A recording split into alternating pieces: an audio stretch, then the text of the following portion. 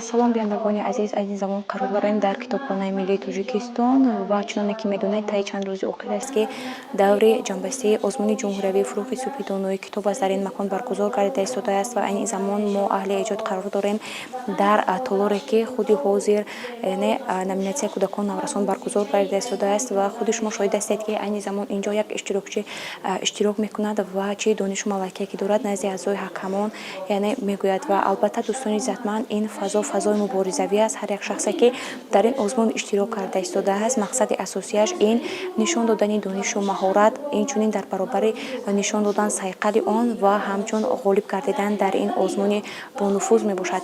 Ва дӯстони иззатманд, агар шумо мехоҳед ки аз рафти баргузории ин чорабинӣ ва ин озмуни сатҳи ҷумҳуриявӣ дошта бархурдор гардед, пас шуморо мебояд ки бо мо бимонед. Хуб, айни замон мо меравем то ин ки суҳбат намоем бо иштирокчиёне ки аллакай назди аъзои ҳакамон баромад карда шуданд ва албатта дар идома моро ҳамроҳ намоед. Салом алейкум, номи шумо?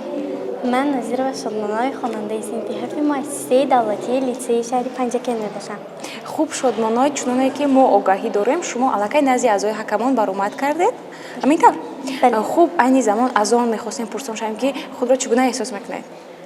Хуб эҳсос мекардам, ба саволи даворон то онҷае ки медонистам хуб ҷавоб додам ва медонам ки ғолиби озмун мекардам. Ин боварӣ дар шумо аз куҷоаст? Чун Шодмоной, шумо медонед ки ҳангоме ки иштирокчиён яъне рақибони шумо дар ин озмун иштирок мекунанд, назди аъзои ҳакамон агарчи ба ҳамаи саволҳои онҳо яъне ҷавоб гуфта бошанд, яъне дар онҳо ҳисси нобоварӣ, яъне шаку шубҳа дида мешавад ва ин як боварии хуб дар шумо аз куҷоаст? Аз такрор аст. Такрор моддари дониш мегӯянд. Аз зиёд такрор кардан ба худ боварӣ ҳосил мекунам. Хуб, Шодмоной, қабл аз оне ки назди аъзои ҳакамон бароед ва баромади худро ва саводу дониш, инчунин китобҳои хондаи худро ба аъзои ҳакамон бигӯед, шумо як шаку шубҳа ва ҳаяҷон доштед? Не, ҳеҷ тарсу ҳарос надоштам. Бинандагони азиз, чуноне ки Шодмоной сухан гуфта истода, онҳо бо як боварии хуб сухан мегӯянд ва бояд пурсон мешавем ки соли чандум аст ки шумо дар ин озмун иштирок мекунед? Соли аввал аст ки дар даври ниҳоӣ иштирок менамоям. Ва бинандагони азиз, бубинед ки новобаста аз оне ки Шодмоной соли аввал аст иштирок мекунанд ва он қадар ҳам таҷриба надоранд, вале онҳо як ҳисси устуворӣ яъне доранд ва ин боварии онҳо албатта метавонад ки ба ҳар як бинанда таъсир расонида бошад. Ва Шодмоной, мегуфтед ки буданд ҳолатҳое ки назди аъзои ҳакамон баромадед, вале саволҳое ки аз ҷониби аъзои ҳакамон ба шумо яъне пурсон шуданд, шумо ба он саволҳо натавонистед ки ҷавоб диҳед? Албатта як-ду саволҳо буданд, аммо аз китобҳое ки ман мутолиа накарда будам. Аммо то онҷае ки худам медонам, ба ҳамаи саволҳое ки медонистам, ҷавобҳои пурраро пешниҳод додам. Хуб, аз ҳама саволи душворе ки аъзои ҳакамон ба шумо доданд кадом буд? ҳеҷ савол душвор набуд, аммо аз хотирам баромадаашро гуфта натавонистам. Хуб, будан ана ҳамон саволе ки шумо мехостед ки аъзои ҳакамон аз шумо пурсон шаванд, вале онҳо аз шумо напурсиданд? Бале. Кадом савол буд? Масалан, аз адабиёти ҷаҳон китоби дастдоштаи ман Робинзон Крузо буд, ки онро бо онҳо савол-ҷавоб карда натавонистем. Пас биёед мо яъне инро ҷуброн мекунем, мешавад? Мо аз шумо пурсон мешавем ки ана ҳамин Робинзон Крузо яъне дар бораи чӣ навишта? Дар бораи марде нависта мешавад ки дар як ҷазира мемонад, як худакаш дар он ҷо зиндагӣ мекунад ва ҳатто як одамхӯрро вай одам месозад, ба ӯ ном мемонад ва ҳамчун фарзанди худ эҳтиётлаш мекунад. Хуб, ҷуброн шуд, шумо қаноатманд ҳастед? Бале. Хуб, Шодмоной, ба хотири он нафароне ки айни замон дар толори яъне интизорӣ нишастанд ва интизор ҳастанд ки кай навбати онҳо меояду иштирок мекунанд, шумо тасаллӣ додед? Бале. Чӣ гуфтед ба онҳо? Ба шумо камёбиҳо таманно дорам. Хуб, буданд ана ҳамон иштирокчиёне ва рақибоне ки аз шумо пурсон шуданд ки ин саволро ман намедонам, шояд ба ман кӯмак мекардед, буданд ҳамин ҳолатҳо? Бале. Шумо ана ҳамин иштирокчиёнро рақиб меҳисобед? Бале. яъне онҳо рақибони шумо ҳастанд. Хуб, буданд боз ана ҳамон нафароне ки дар рафти баргузории ана ҳамин озмун бо шумо дӯст шуданд ва шумо дар даври ҷумҳуриявӣ якҷо баромад карда бошед? Бале. Буданд чандто ҳастанд шумораи онҳо? ҳамаашон ба ман дост ҳастанд. яъне дӯсти беҳтаринатон дар ин озмун? نمایشنامه پرسان نشدم اما نیست به مثل من به سوالی داوران خوب جواب داد. بینندگان عزیز ببینید که هر یک شخصی که کتاب میخواند یعنی کتاب دوست است رفیقی رو میجوید که اون نیز کتاب دوست باشد کتاب خون باشد و آنچنان آنها غرق دنیای کتاب میگردند و غرق دنیای افسانه‌ای میگردند که تا حتی آنها یعنی چند وقت گذشته است که دوست شدن ولی آنها از نام یکدیگر پرسان نشدند. آفرین به شما احسن میخونم و حالا اون که جوابهای غالبانی آزمون یعنی نبرآمده است ما تمنا میکنیم که شما رو همچون غالبی دور جمهوریوی انا همین آزمون و غالبی خودی این آزمون دیده باشیم و البته برای شما کامگاری ها و بردباری ها خواهیم رسید.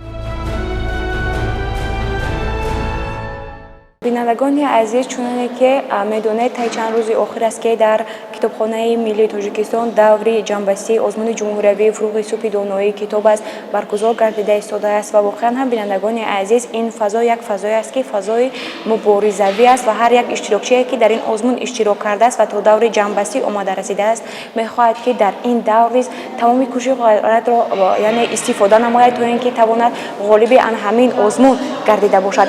و دوستان عزیزمند در نزد ما باز یک اشتراکچی دوره جمهوریوی آزمون فروغ سوپی دانایی کتاب است حضور دارند و شما خود را برای ما و بینندگان البته معرفی کنید. من دولت و یوسمان خواننده صنف ششمی مؤسسه تحصیلات میانه عمومی رقم 38 ناحیه مسجد می باشم. خوب یوسمان جان از شناسایی با شما شاد هستیم و بینندگان عزیز یوسمان 2 و یا 3 دقیقه پیش از نزد اعضای حکمان بر اومدند و البته باید سرآغاز از احساسات او پرسان میشویم. یوسمان جان شما خود را چگونه احساس میکنید؟ من در نوبت اول هیجان بود و سپس وقتی که لطیفه گفتم همه خرسند شدند. وقتی از آزمون برآمدن هم برای من سخنها گفتند و من رو هم بریده شد و باوری دارم که در این آزمون من جای نمایانه رو سزاوار می‌کردم. البته یوسمان جان هنگامی که شما نزد اعضای حکمان برآمد کرده ایستاده بودید و ما از بیرون شما را طریق مانیتورها تماشا کرده ایستاده بودیم شما در اول یک هیجان داشتید و حسی ناباوری در شما دیده میشد و پس از برآمد و پس از جواب دادن به سوالهای اعضای حکمان الکی شما گشوده شدید و صحبت شما زیاد هم آزادتر به نظر می‌رسید. همینطور؟ بله. خب نترسیدید شک و شبهه نداشتید؟ نه. با همه سوال‌های اعضای حکمان جواب گفتید. یک سوال به شما به فکرم اعضای حکمان داده شما نتوانستید به آن جواب دهید. این به فکرم نام پسری کدام از قهرمانانی کدام یک اثر بود همینطور؟ پسری پادشاه در افسانه رابعه چلگیز مایدر. در راستی در نوبت اول من آن افسانه رو میخوندم لیکن فرصت نشد.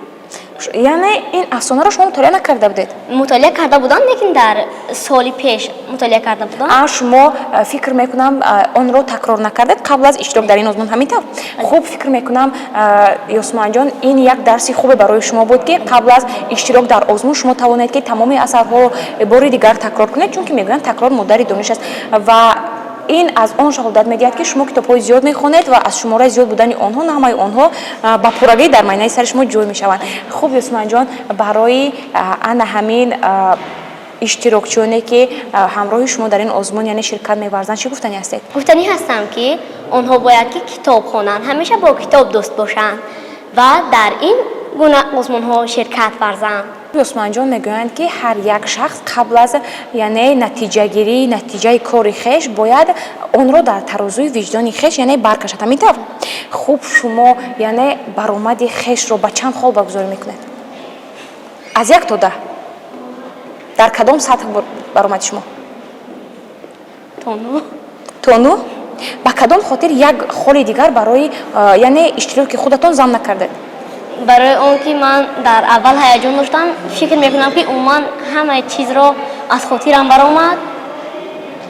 میدونید چی یوسمان جان هنگامی که اعضای حکمان با شما صحبت کردن онҳо як хиссияти хуб доранд, ҳамин тавр бо шумо оромона суҳбат мекунанд ва агар шумо саволеро ки намедонед дар як суол намеистанд, онҳо боз ҳам ба шумо саволҳои дигарро пешкаш мекунанд, чунки шумо кушодатар шавед ва ин яъне дарси хуб барои шумо аст ки шумо набояд дар ин озмун яъне ҳангоми иштирок яъне тарсед ва ҳаяҷон дошта бошед. Албатта ҳангоме ки ҳар як иштирокчӣ иштирок мекунад, ҳисси ҳаяҷон дар ӯ албатта дида мешавад, ҳамин тавр хуб метарсед. Пас аз оне ки ба якчанд саволҳо ҷавоб мегардад, албатта ҳисси нобоварӣ аз ӯ дур мегардад, ҳамин тавр.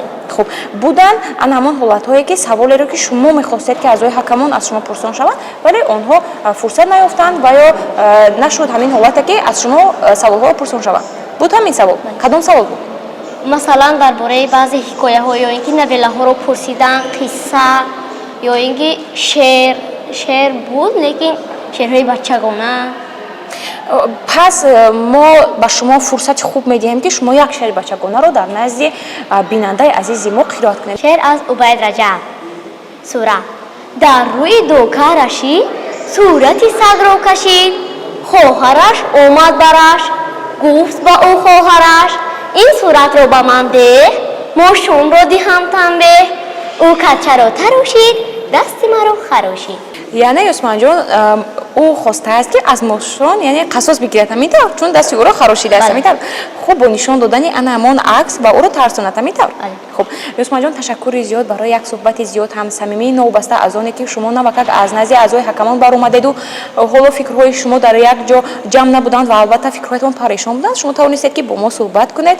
Ташаккури зиёд ва хуб чун боз аз роҳи дуру дароз яъне ба шаҳри Душанбе омадед ва тавонистед ки боз ҳам бо як қувваву нерӯи ҷамъкардаатон тавонед дар ин озмун иштирок кунед ва албатта мо барои шумо барор мехоҳем ва агар шумо як суханӣ нагуфта дошта бошед ва мехоҳед ки ба падару модар ва шахсоне ки шуморо дар ин озмун омода намуданд эҳсоси яъне миннатдорӣ баён карда бошед, пас аз ин замон шумо фурсати хубе доред. Марҳамат. ба аҳли оила салават ба аҳли оила ва устодони худ ва дӯстони худ миннатдории худро аҷгузорӣ кардан мехоҳанд ки маро ҳамин қадар ба ҳамин озмун тайёр кардан, бо ман хандидан, маро бо ҳамин ҷо ба ҳамин қадар расонданд ва ман аз шумо миннатдорам. хуб Усманҷон, мо сароғоз ба шумо миннатдорӣ баён мекунем. Сипас дар симои шумо ба падару модаратон, ба наздиконатон, барои он шахсоне ки саҳмгузор буданд,